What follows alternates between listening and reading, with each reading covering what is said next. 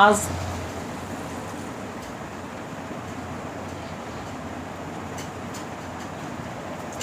জুমার রাত, মানে রাত পোহালে জুমা, বৃহস্পতিবার দিবাগত রাত, এটা জুমার রাত। লাইলাতুল জুমাআতি, এই রাতের অনেক ফজিলত, আগামী দিনেরও অনেক ফজিলত। এই মোবারক সন্ধ্যায়, বরকতময় সন্ধ্যায় আমরা কোরআন থেকে কিছু কথা শোনার জন্য একত্র হয়েছি। আল্লাহ রাব্বুল আলামিন আমাদেরকে সুস্থ রেখেছেন, সবল রেখেছেন, সবচেয়ে বড় কথা হায়াতে জিন্দিগিতে রেখেছেন।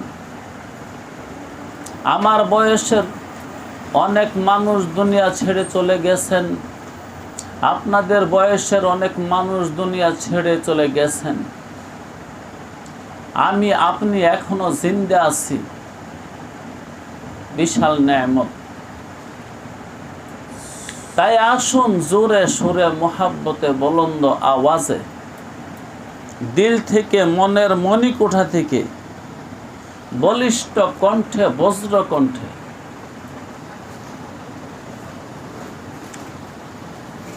যুগল কণ্ঠে একবার বলি আলহামদুলিল্লাহ। আলহামদুলিল্লাহ। আমাদের আলোচনাটা ধারাবাহিক একটি আলোচনা। আজকের পর্বটা হলো 198। গত সপ্তাহে 97 গেছে, 198 পর্ব। তাই আরেকবার বলি আলহামদুলিল্লাহ। আউযু বিল্লাহি মিনাশ শাইতানির রাজিম। বিসমিল্লাহির রহমানির রহিম। ويضل به كثيرا ويهدي به كثيرا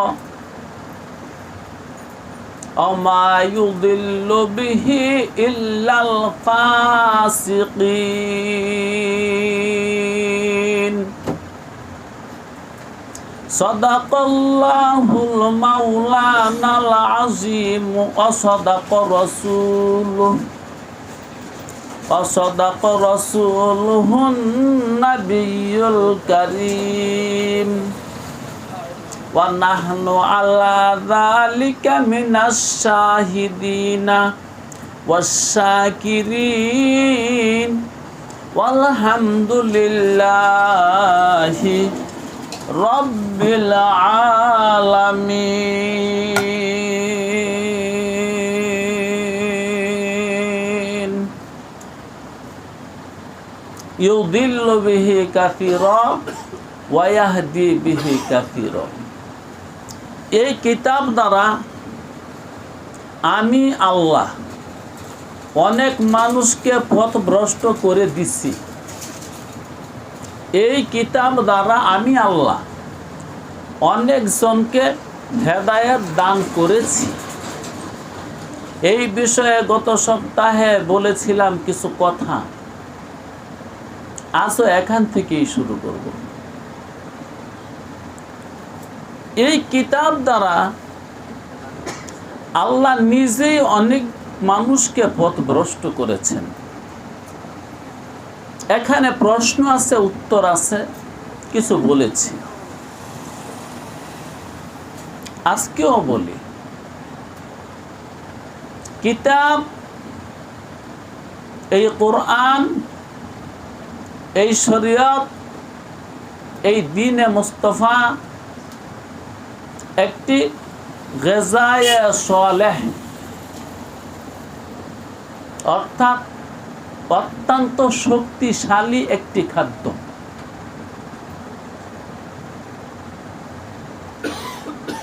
এটা অসুস্থ মানুষের খোরাক নয়, দুর্বল মানুষের খোরাক নয়, এটা সবল মানুষের খোরাক। মানে হলো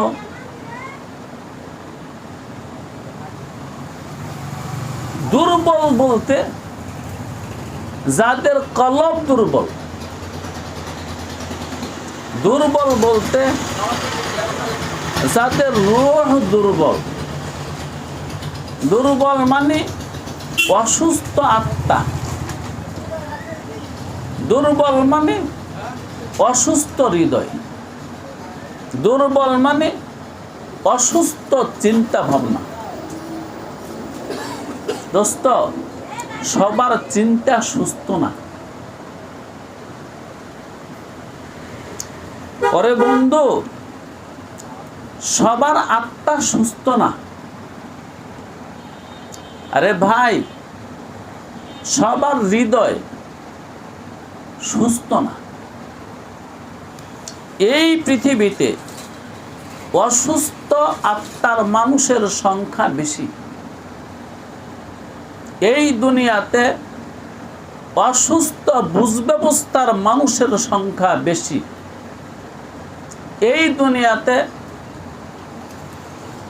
রোগা রুগ্ন মস্তিষ্কের মানুষের সংখ্যাই বেশি। নষ্ট করছে কে? অসুস্থ বানাইলো কে? যার আত্মা সে নিজে এটাকে নষ্ট বানাইছে, যার কলব সে নিজেই নষ্ট বানাইছে, যার দিমাগ সে নিজেই নষ্ট বানাইছে, স্রষ্টায় নষ্ট বানাইয়া দেয়নি। স্রষ্টা তারে একটা পবিত্র পবিত্র আত্মা দিয়েছিল। স্রষ্টা তাকে পবিত্র একটা মন দিয়েছিল। স্রষ্টা তাকে পবিত্র একটি দিমাগ দিয়েছিল, বুঝ ব্যবস্থা একটা পবিত্র দিয়েছিল।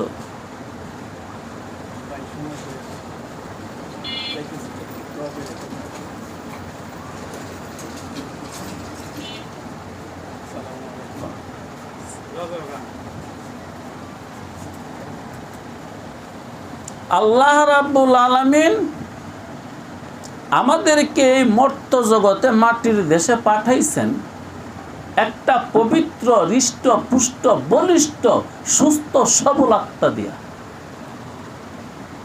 নষ্ট বানাইছি আমি না পাক খাইয়া, হারাম খাইছি, আত্মা নষ্ট হয়ে গেছে। হারাম খাইলে দেহের কিছু হয় না, দেহ মোটা হয়। আর যাদের দেহগুলো মোটা দেখতেছেন ওরা হারাম খেয়ে মোটা বানাইছে। কারণ এত হালাল পাবে কই? হালাল উপার্জন খুব কম, হালাল এত উপার্জন করা যায় না।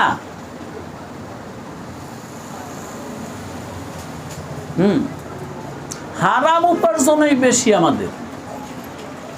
তো বেশি যেহেতু উপার্জন, খাইছি বেশি, মোটা হইছি বেশি। যাদের উপার্জন হালাল, খাইছে কম, কারণ উপার্জন কম, এই জন্য মোটা হইতে পারে না। আপনি বালা করে তাহকিক করেন, দেখবেন অবশেষে আপনার ইনকাম আমার ইনকাম হালাল না। নামাজের মাসালা আছে, রোজার মাসালা আছে, হজের মাসালা আছে, ব্যবসা বাণিজ্যের মাসালা নেই। নামাজের মাসালা, নামাজ, রোজা, হজ, যাকাত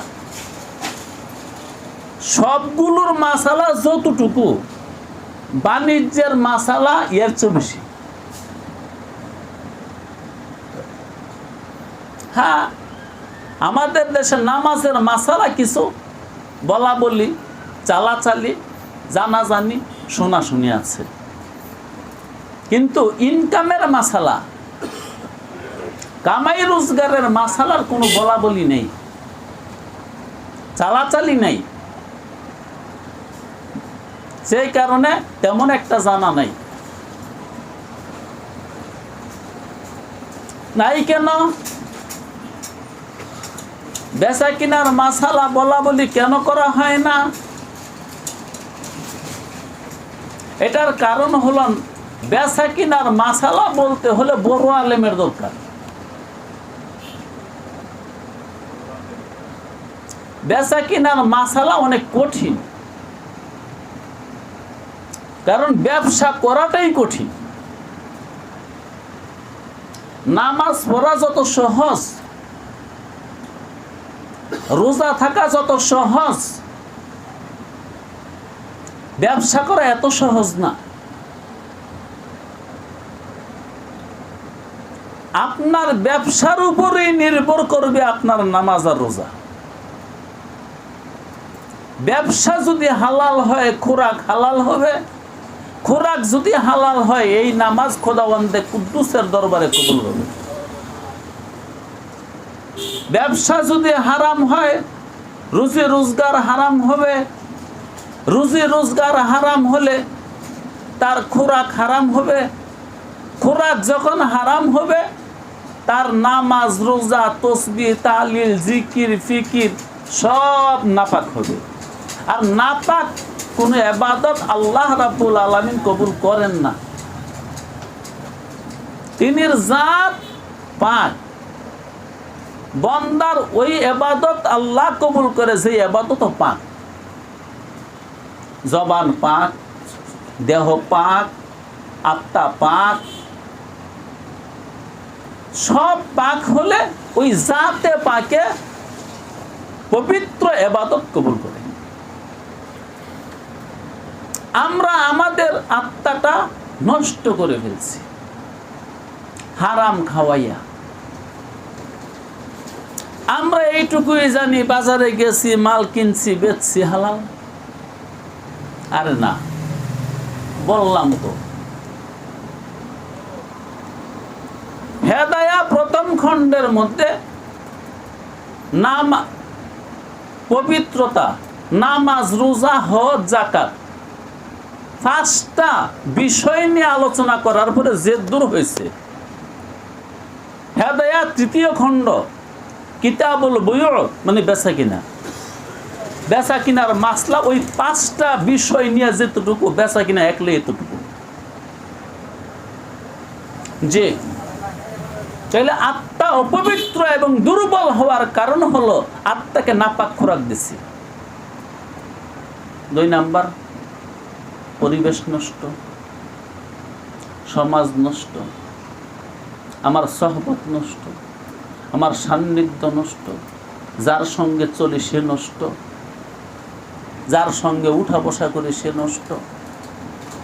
নষ্টের সাথে থাকতে থাকতে আমিও নষ্ট।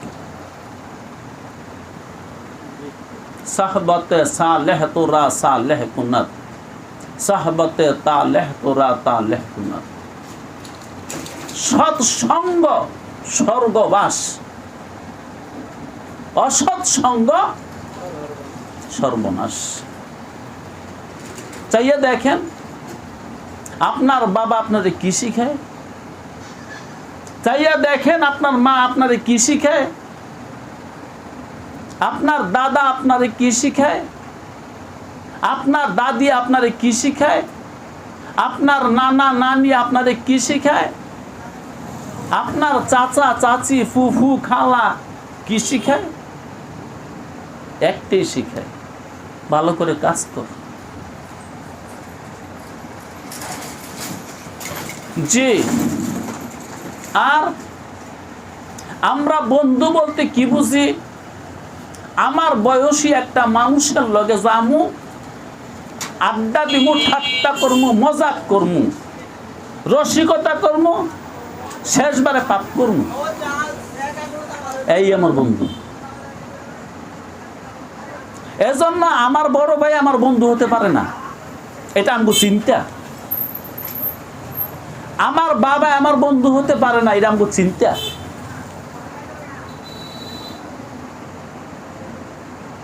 আমার দাদা আমার বন্ধু হতে পারে না, এটা আমার চিন্তা। এই চিন্তাটা একটা অসুস্থ চিন্তা। আচ্ছা বলেন তো, রাসূলুল্লাহ সাল্লাল্লাহু আলাইহি ওয়াসাল্লাম কি আমাদের বন্ধু হতে পারে না পারেন না? রাসূল কি আমাদের বন্ধু না দুশমন? কেমনে? তিনি তো ১৫০০ বছর আগে আসলেন, তিনি তো নবী, তিনি তো রাসূল, তিনি বয়সে আপনার থেকে বড়, তো তিনি আবার বন্ধু হয়ে কেমনে? আল্লাহ কি আমাদের বন্ধু না মুরব্বী? দুটোই। আরে মুরব্বী তো বন্ধু। আসলে বন্ধু কে? যে আমাকে কল্যাণকর জায়গা পর্যন্ত পৌঁছায় দেয়, সেই আমার বন্ধু। যে আমার কল্যাণ কামনা করে। মানে তুমি যার সঙ্গে গেছো সে তোমার কি কল্যাণ করে দিছে? হ্যাঁ, কল্যাণের মধ্যে এতটুকুই ছিল, আগে তোমার চরিত্রটা ভালো ছিল, এখন চরিত্রটা নষ্ট হয়েছে। আগে তুমি সিগারেট খাইছো না, এখন খাও। আগে তুমি গাঁজা চিনছো না, এখন গাঁজা তোমার জেবের মধ্যে সবসময় থাকে। আগে তুমি ইয়াবা বুঝতা না, এখন ইয়াবা বুঝো। আগে তুমি নিষিদ্ধ পল্লী চিনছো না, এখন নিষিদ্ধ পল্লীতে আসা যাওয়া করো। তোমার বাবাই শিখাইছে? তোমার বড় ভাই শিখাইছে? তোমার চাচাই শিখাইছে? ওই যারা কইছিল বন্ধু শিখাইছে। এবার ভাবেন তো, সে কি আপনার বন্ধু না শত্রু? যার মাধ্যমে আজকে আপনার সমাজ, আপনার জীবন নষ্ট, যৌবন নষ্ট, আপনার চেহারাও নষ্ট হয়ে গেছে। আরে পাপীদের চেহারা সুন্দর থাকে? নষ্ট ছেলে মেয়ে যারা, নষ্টদের চেহারা সুন্দর? নষ্টদের চেহারা দেখলেও বোঝা যায় সে যে নষ্ট।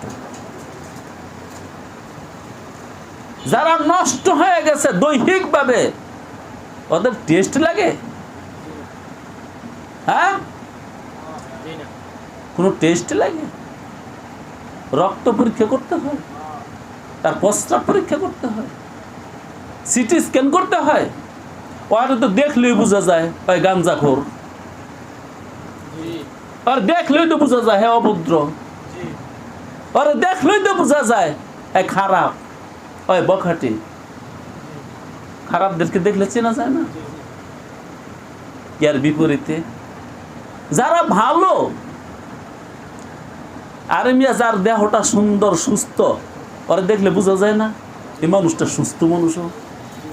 হয়তো দুই একটা রোগ থাকতে পারে, ওই রোগে তারা কাবু করতে পারে নাই, এই জন্যই তারা হৃষ্ট পুষ্ট বলিষ্ঠ বীর্যবান এবং সুন্দর দেখা যায়। এই দেহটা রক্ষণা করার দায়িত্ব আপনাকে দিছে, নষ্ট করা হারাম। এই দেহ নষ্ট করার অধিকার আপনার নাই, এটা আপনার কাছে আমানত। এই জীবন, এই যৌবন, এই অঙ্গ প্রত্যঙ্গ আপনার কাছে আমানত। নষ্ট করলে হিসাব দিতে হবে। এটা মালিকের ধন, মালিকেরটা একদিন পুরোপুরি মালিককে বুঝিয়ে দিতে হবে। তোমার না, তুমি মনে করতেছ তোমার। এই আমানত চাঁদে রোজা নজদে মাস্ত, দর হাকিকত মালিকে ঈশাই খুদাস্ত। এই দেহের মধ্যে যা আছে, এই দুনিয়াতে যা আছে, আমার কাছে আমানত রাখছে। আমানতের জিনিস খেয়ানত করুন যায়? আমানতের খেয়ানত যায় করে এই মুসলমান থাকে না। এই চক্ষু আমার কাছে আমানত, এই কর্ণ আমার কাছে আমানত, এই নাসিকা আমার কাছে আমানত, এই দন্ত আমার কাছে আমানত, এই জিহ্বা আমার কাছে আমানত, এই হস্ত আমার কাছে আমানত, সর্বাঙ্গ আমার কাছে আমানত। নষ্ট করা যাবে না, বরং তাকে হেফাজত করার দায়িত্ব দিছে। ওই মিয়া, আমরা অজুর সময় নাকের ভিতর পানি দেই না দেই না? এতে নাক নষ্ট হয়। আল্লাহু আকবার, নাক পরিষ্কার হয়, ময়লা বের হয়, জীবাণু বের হয়। 3 কমসে কম 15 বার ডেলি নাকের ভিতর পানি দেয় মুসলমানে। তাদের নাক ভালো রাখার জন্য না, মুসলমানে কমসে কম দিন 5 বার দাঁত মোড় দেয়। মুসলমানে যাই কামেল মুসলমান, দাঁত মোড়াইলে মনে হয় দাঁত নষ্ট হয়ে যায়, অসুন্দর দেখা যায়। আমার অঙ্গগুলো আমার কাছে আমানত। তো বলতেছিলাম যে এটা আসলে দূরে চলে যাইতেছি আমার। আল্লাহু আকবার, আপনাদেরকে দেখলে কথা উঠলে, এই জন্য কত কথাই বলি। আলহামদুলিল্লাহ, আলহামদুলিল্লাহ, আলহামদুলিল্লাহ, আলহামদুলিল্লাহ, আলহামদুলিল্লাহ। এই জন্য বলছি আমি এই বয়সে এখনো যে এত কথা বলতে পারি, এই জন্য আলহামদুলিল্লাহ বলছি। আমার বয়সের অনেক মানুষ তো মরে গেছে, সুস্থ থাকলেও কথা বলতে পারে না, গুছাইতে পারে না, সাজাইতে পারে না, হচ্ছে না, পারতেছে না। এই জন্য আবারও আলহামদুলিল্লাহ। আল্লাহ, তো বলতেছিলাম কোরআন একটি শক্তিশালী খাদ্য। সকল খাবার সবার পেটে সয়। ঘি অনেক দামি জিনিস, অনেক দামি, সবার পেটে সহ্য হবে না। আল্লাহু আকবার। আরে মিয়া, অনেকে তো দুধই হজম করতে পারে না। যার হজম শক্তি নষ্ট হয়েছে, এটা খোদায় নষ্ট বানাই দিছে, তাই ওরটা ওই নষ্ট বানাইছে। উল্টা পাল্টা চলে, উল্টা পাল্টা খেয়ে, নিয়মের বাহিরে গিয়ে। শরীয়তে মুহাম্মদের মধ্যে কি খাওয়ার কোন নিয়ম টিয়ম নাই? খালি পাইলেই খাইবে, এই পাইলেই যায় খায়, হ্যাঁ নষ্ট হয়। কুরআনুল কারীম দ্বীনে মুস্তাফা একটি সুষম খাদ্য, অত্যন্ত পুষ্টিতে ভরা, ভিটামিনে ভরা, শর্করায় ভরা, যা লাগে সব কিছু দিয়ে ভরা। এই জন্য নষ্ট আত্মায় এই খাদ্য, এই খোরাক দেখার পরে ডরায়, ভয় পায়। এটা তো আমি বহন করতে পারবো না। কেন পারবে না? আত্মা নষ্ট, দিল নষ্ট, দেমাগ নষ্ট। এটা কি আল্লাহ বলছেন ইউদিল্লু বিহি কাসীরান, এই কিতাবের দ্বারা আমি অনেককে ভ্রষ্ট করে দেই। জি, সহ্য করতে পারে না সে, এই কিতাবকে কবুল করে না, সে নিতে রাজি না, সে খাইতে রাজি না, সে গ্রহণ করতে রাজি না। কেন? তার এই যোগ্যতা নাই। যোগ্যতা কি একদিন ছিল না? তার যোগ্যতা সে নষ্ট করছে, তার শক্তি সে নষ্ট করছে। এই জন্য এই কিতাব আর সে কবুল করতে পারল না। এটা কি আল্লাহ বলছেন এই কিতাব দ্বারা আমি অনেককে ভ্রষ্ট করে দিয়েছি। যেমন ভালো খাদ্য, রুটি ভাজছে ঘি দিয়া, ওই রুটি বুঝি সবাই খেয়ে হজম করতে পারবে? যদি আসলেই ঘি হয়, আর ঘি দিয়া ভাজা রুটি লগে যদি গরুর মাংসের ভুনা হয়, খাইয়া সবাই হজম করতে পারবে। শক্তিশালী মানুষ লাগবে। এই কোরআন বক্ষণ করবে, এই কোরআন দ্বারা উপকৃত হবে, এটা সবার কাজ না।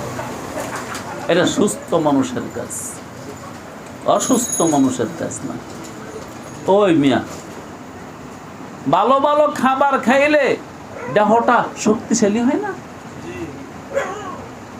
এই কোরআন যারা খাইতে পারছে হ্যাঁ আত্মা শক্তিশালী হয়েছে। আল্লাহু আকবার। কেমন শক্তিশালী হয়? তাদের চোখে এমন পাওয়ার আসে, এখানে বৈশা থেকে জান্নাত দেখে। জি জি, মনে করবেন না এই লোক নাই, আপনি কিছুই দেখেন। আমি ওই দেয়ালের ওই পাশে কি আছে কে আছে কি আছে কে আছে কিছু দেখি না, কিন্তু এমন বান্দা খোদার আছে যেখানে এখানে যারা এখানে বৈশা জান্নাত দেখে, জাহান্নাম দেখে, কবরের আযাব দেখেন।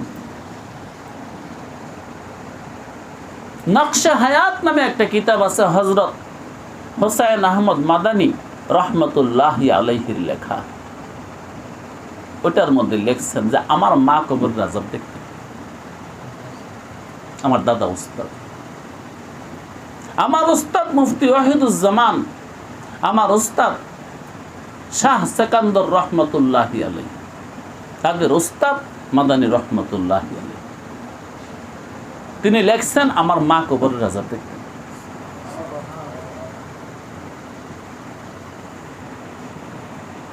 তুমি কিছুই দেখো না, নষ্ট হয়ে গেছে, আবরণ পড়ে গেছে, ময়লা জমে গেছে। এই কোরআনকে কবুল করার মতন যোগ্যতা সবাই রাখে না, যেমন ভালো খাদ্য খেয়ে হজম করার শক্তি সবাই রাখে না। তাই আল্লাহ বলছেন ইউদিল্লু বিহি কাসীরা। এই কোরআন নাজিল হওয়ার পরে অজস্র মানুষ পথভ্রষ্ট হয়ে গেছে। এই কোরআন নাজিল হওয়ার পরে কিছু মানুষ হেদায়েত পেয়েছে, কিছু মানুষ। আবু বকর, হ্যাঁ, সুবহানাল্লাহি ওয়া বিহামদিহি সুবহানাল্লাহিল আযীম। আল্লাহু আকবার। নবী মুহাম্মদ একদিন আবু বকরকে বললেন, আবু বকর,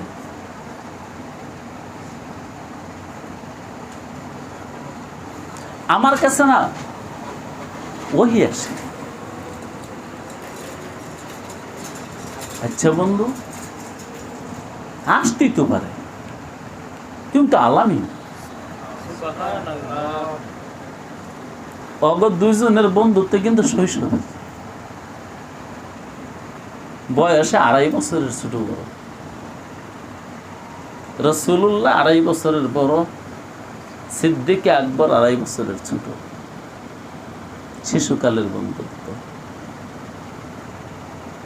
তো মুহাম্মদ বলল, বন্ধু আমার কাছে না ফেরেশতা আসে, আসতেই তো পারে।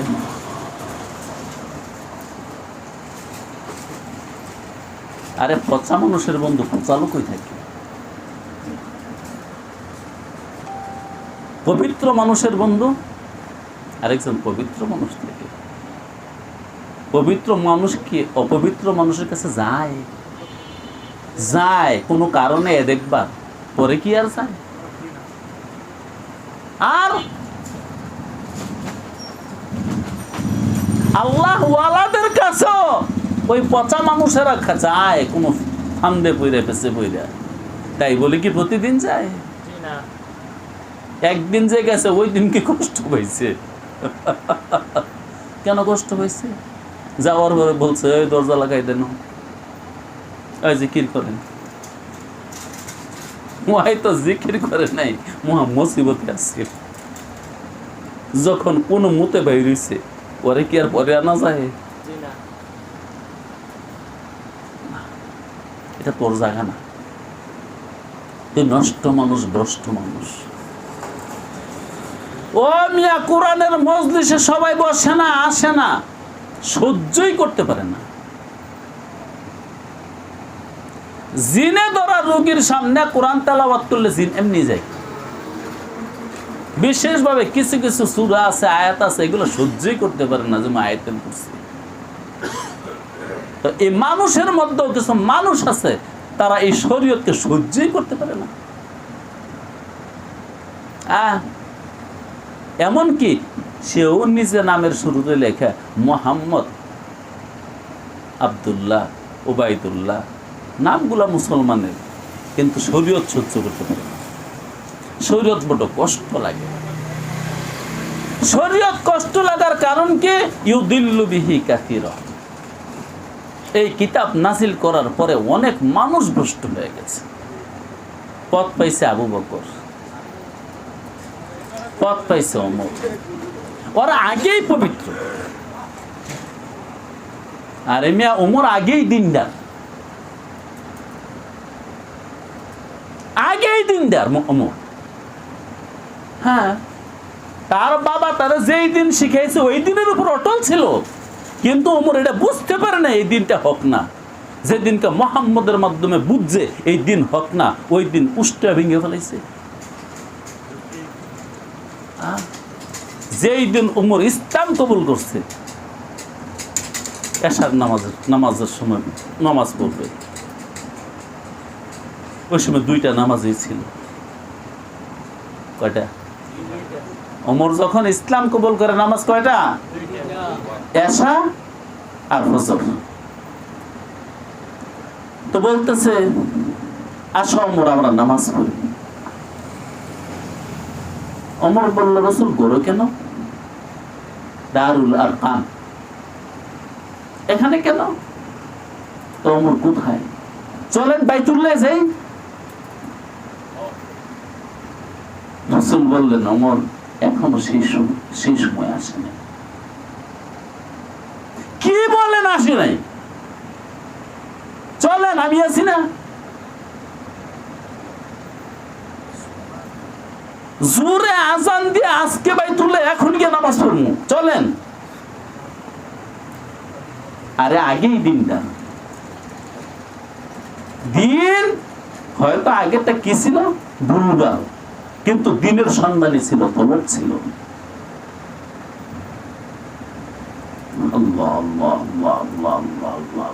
সালমান ফার্সি সত্য নবী আসবে, শেষ নবী আসবে, আখির নবী আসবে, এই কথাটা শুনছে 250 বছর আগে, জন্মের পরে শুনছে, সন্ধান শুরু করছে, মানুষটা 250 বছর হয়ে গেছে। জীবনে 4টা ধর্ম বদলাইছে। যখন সে খ্রিস্ট ধর্ম কবুল করলো, ওই পাদ্রী তারে একদিন বলল বাবারে,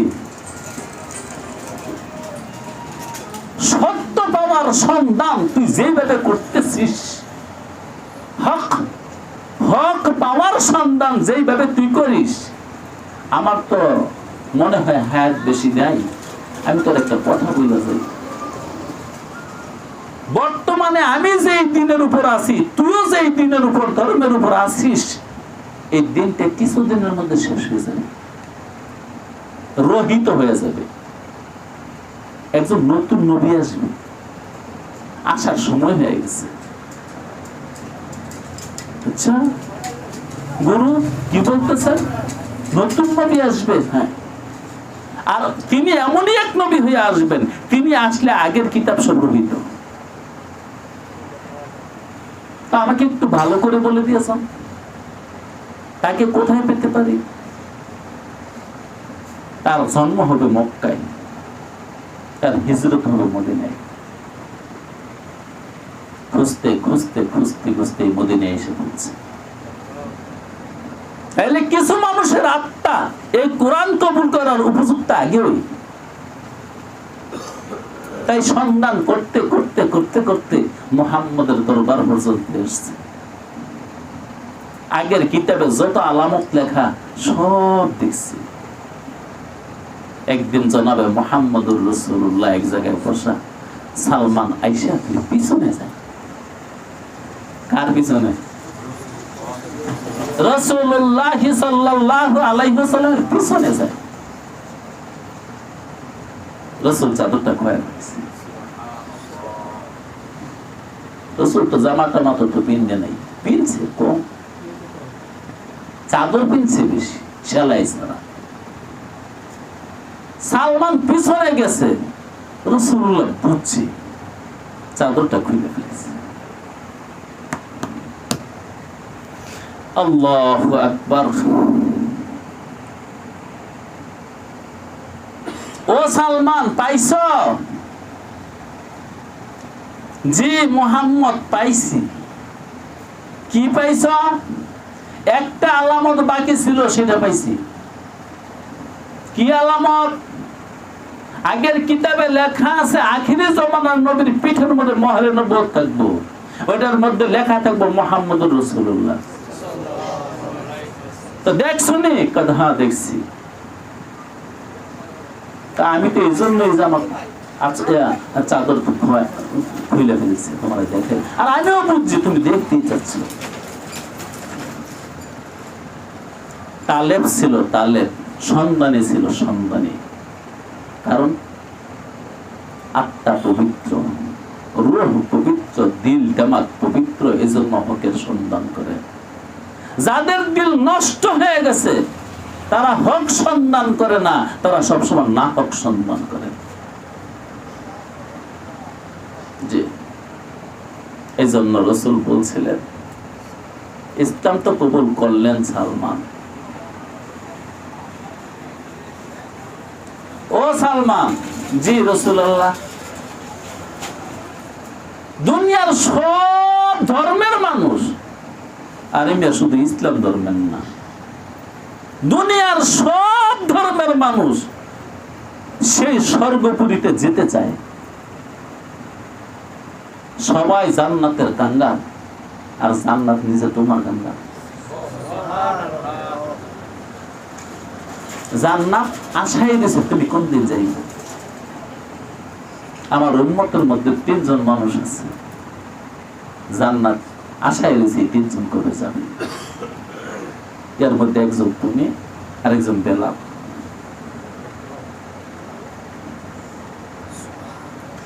আল্লাহ ইউদিল্লু বিহি কাসীরান ওয়া ইয়াহদি বিহি কাসীরা ওয়া মা ইউদিল্লু বিহি ইল্লাল ফাসিকিন।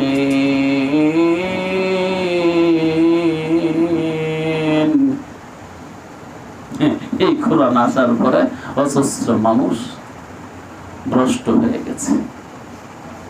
কিছু মানুষ কোরআন কবুল করছে। আল্লাহ বলেন, এই কিতাব আসার পরে ভ্রষ্ট হয়েছে কারা? ওয়ামা ইউদিল্লু বিহি ইল্লাল ফাসিকিন।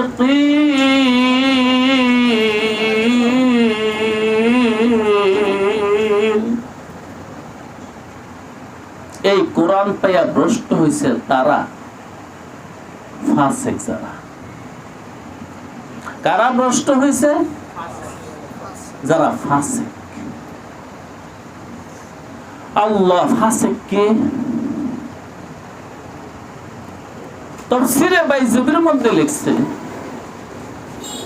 শরীয়তের দৃষ্টিতে ফাসিক ওই ব্যক্তি যায় কবিরা গুনাহ করে। এটা শরীয়তের কথা। কিন্তু আল্লাহ কারে বুঝাইতে চাইছে, ওই সময় তো পুরো শরীয়ত নাজিল হয়নি, পুরা দিন নাজিল হয় নাই। যে কোরআন দ্বারা ভ্রষ্ট হয় তারা যারা ফাসিক। তাইলে কবিরা গুনাহ আর সগীরা গুনাহ এটা তো পরের কথা, আগের দিন কবুল করলেন সগীরা গুনাহ আর কবিরা গুনাহ। আল্লাহ বলতেছে ফাসিকে কোরআন কবুলই করে না, এটা আবার কোন ফাসিক? তাফসীরে বাইজুবিতে কাজী বাইজুবি রাহমাতুল্লাহি আলাইহি লিখছেন, ফাসিক আসলে ওই ব্যক্তিকে বলে যার ইতিদালি হালত হারায় ফেলেছে। এর মানে যার হক বুঝার যোগ্যতা নষ্ট হয়ে গেছে, ওই ব্যক্তিকে ফাসিক বলে। হক বুঝার যোগ্যতা যার নষ্ট হয়ে গেছে তাকে ফাসিক বলে। হক বুঝার যোগ্যতা এই সংসারে সবার নাই, কিছু কিছু মানুষের আছে, অল্প স্বল্প, তাদের সংখ্যা অত্যন্ত কম। আর সবার মেজাজ নষ্ট হয়ে গেছে, বুঝ নষ্ট হয়ে গেছে, আত্মা নষ্ট হয়ে গেছে, ওই তারাই হলো ফাসিক। তো আল্লাহ বলতেছেন এই কোরআন আসার পরেও ভ্রষ্ট হবে তারা, ফাসিক যারা, এর মানে যাদের আত্মা নষ্ট, দিমাগ অপবিত্র, অপরিচ্ছন্ন মন যার, তারে কোরআন শোনাইলে সে আরো ভ্রষ্ট হয়ে যাবে। যত বেশি শোনাইবে এত বেশি ভ্রষ্ট হবে, যত বেশি শোনাইবে অত বেশি ভ্রষ্ট হবে। আর কেউ তো একদিন তেলাওয়াত শুনেই মুসলমান হয়ে গেছে।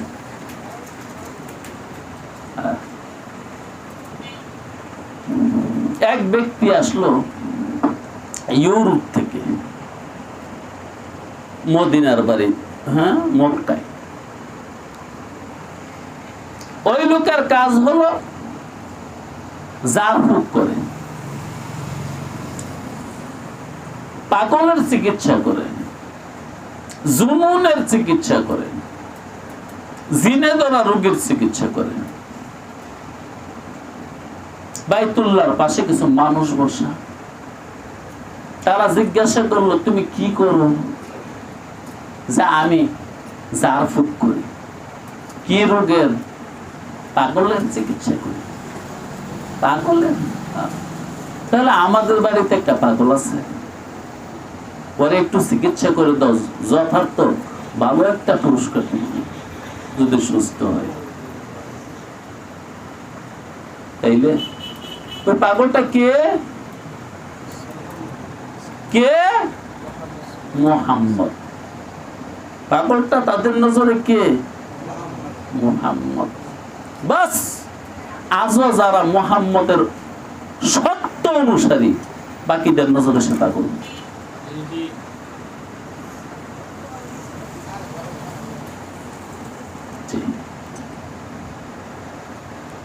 এই পাগলটারে যদি ভালো করতে পারো, মোটা অঙ্কে পুরস্কার দেব। গেল মুহাম্মদের ঘরের দুয়ারে দাঁড়াইয়া জিজ্ঞাসা করলো, মুহাম্মদ তুমি মুহাম্মদ? হ্যাঁ আমি মুহাম্মদ। শুনছি লোকে বলে তুমি পাগল, আমি চিকিৎসা করি পাগলামির। চিকিৎসা করাইবা? হ্যাঁ অবশ্যই দরকার, রোগ সারানো দরকার না?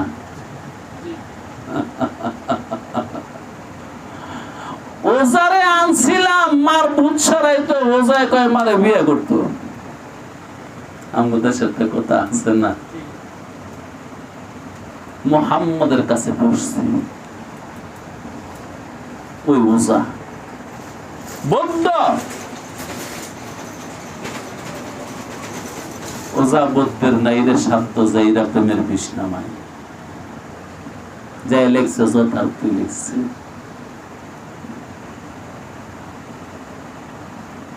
আল্লাহু আকবার। মুহাম্মদ তোমার কি কি সমস্যা বলো তো শুনি। তো মুহাম্মদ কিছু ইবাদত করল, সেই ইবাদত গুলো কি জানেন? জানেন? আমার তো অবশ্যই শুনছেন আপনারা। আলহামদুলিল্লাহ, আলহামদুলিল্লাহ নাহমাদুহু ওয়া নাস্তাঈনুহু ওয়া নাস্তাগফিরুহু ওয়া নু'মিনু বিহি ওয়া নাতাওয়াক্কালু আলাইহি ওয়া নাউযু বিল্লাহি মিন শুরুরি আনফুসিনা ওয়া মিন সাইয়্যাতি আ'মালিনা ওয়া মান ইয়াহদিল্লাহু ওয়া মান ইয়াহদিহিল্লাহু ফালা মুদিল্লা লাহু ومن يضلله فلا هادي له ونشهد أن لا إله إلا الله وحده لا شريك له থেমে গেছেন মুহাম্মদ। ওই ওসা বলতেছে, বৌদ্ধ বলতেছে, মুহাম্মদ কি বললা এগুলা, আবার বলো তো শুনি। মুহাম্মদ আবার বললেন। মুহাম্মদ খুব ভালো লাগছে, আবার একটু বলো না। আবার বলছি, বলার পরে ওসা বললে, মুহাম্মদের বলা শেষ, তিনবার বলছে, আবার বৌদ্ধ বললে, বৌদ্ধ বললে, আরে বাইদ্যায় বলে মুহাম্মদ এই দুনিয়াটা সবর করছে। এমন কোন দেশ নেই ওই দেশে যাইনি। কত রাজ দরবারে গেছে, সকল রাজ দরবারে রাজকীয় কবি থাকে, রাজকীয় শিল্পী থাকে, কত শিল্পীর কণ্ঠে গান শুনছি, কত কবির কণ্ঠে কবিতা শুনছি, এমন কবিতা শুনিনি। তোমার কবিতা শুনে মনে হলো এই পৃথিবীর শ্রেষ্ঠ কবি তুমি। মনে হয় সাগরের অতল গভীর থেকে তুলে আনা হয়েছে কবিতার লাইন। তুমি সাধারণ মানুষই না। তুমি যেই কথাগুলো মানুষকে শোনাও, তুমি কি কোনো ধর্ম প্রচার করো? হ্যাঁ, আমি ধর্ম প্রচার করি। তাহলে আর দেরি আমি করতে চাই না, তোমার ধর্ম আমারে কবুল করাই দাও, আমার পড়াই দাও। ও আলিফের বাপ, ওই যার যোগ্যতা নষ্ট হয় নাই, ওই কোরআনের কথা কিছু শুনলে, হাদিসের আবারও শুনলে মুসলমান হয়ে যায়। আরেক বেটায় কোরআনের তেলাওয়াত শুনলে মেজাজ খারাপ হয়ে যায়।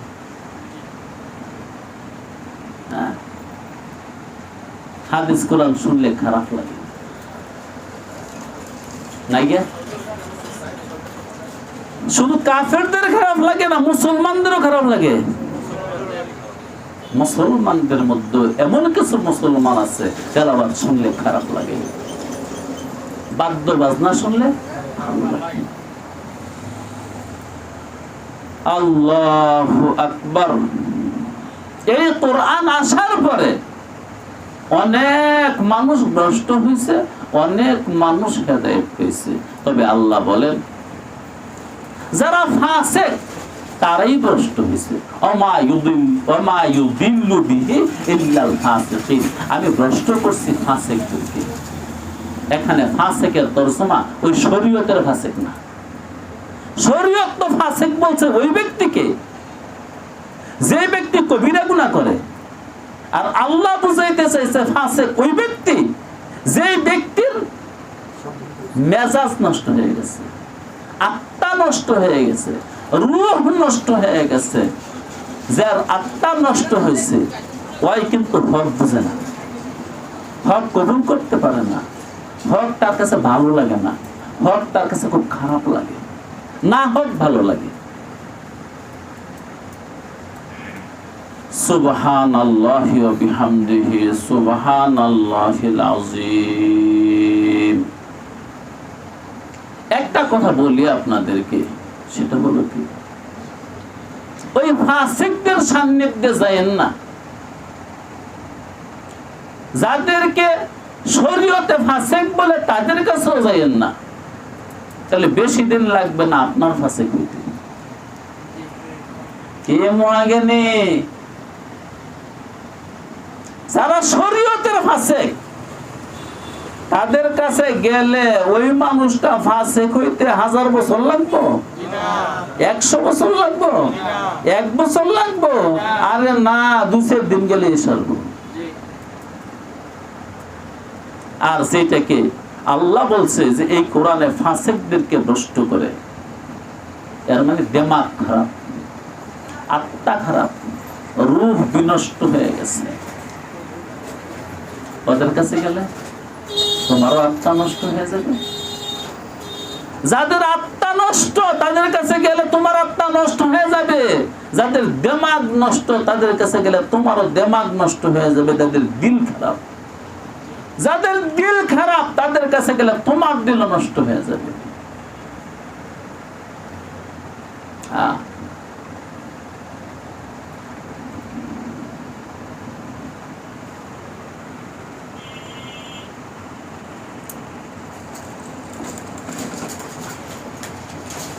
সাদি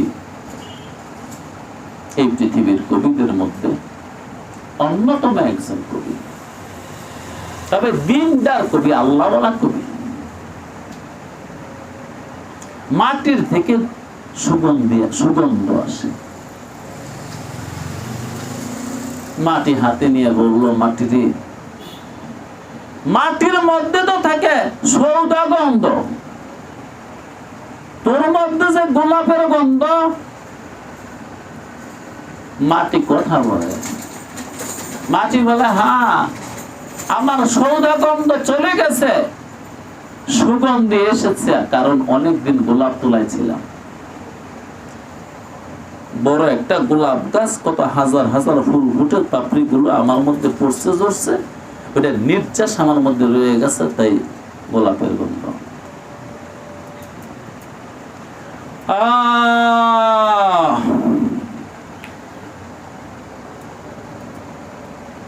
बद गुफ्तम के मिश्के या बेरी के आज बोया दलाविज़े तो मस्तम बगुफ्तमन गले ना चीज़े बुदम ओले की मुद्दते बागुल नशस्तम जमाले हम निशी दरमा अतर काद अगर नामन हुमा खाकम के हस्तम। যদি গোলাপের গন্ধ, গোলাপ তলায় না থাকতাম, যেই মাটি সেই মাটি থাকতাম, আজকে সাদি তোর হাতে উঠতাম না। তোর হাতে উঠার সুযোগ পাইছি গোলাপ তলায় থাকার কারণে। ও দোস্ত, আল্লাহ যাদেরকে ফাসিক বলছে তার কাছে যাইও না, তোমারও দিমাগ খারাপ হয়ে যাবে, তোমার আত্মা বিনষ্ট হয়ে যাবে, তোমার রূহ নষ্ট হয়ে যাবে। আত্মা যদি নষ্ট হয়ে যায়, দিমাগ যদি নষ্ট হয়ে যায়, দিল যদি নষ্ট হয়ে যায়, এই কোরআন তোমাকে রক্ষা করতে পারবে না, এই কোরআন তুমি কবুল করতে পারবে না, এই শরীয়ত তুমি কবুল করবে না, এই শরীয়ত তোমাকে রক্ষা করতে পারবে না। তুমি আস্তে আস্তে আপন গতিতে হেঁটে ওই দুষ্ট লোকের সঙ্গে সঙ্গে তুমি জাহান্নামে চলে যাবে। ওয়া আখিরু দাওয়ানা আলহামদুলিল্লাহ।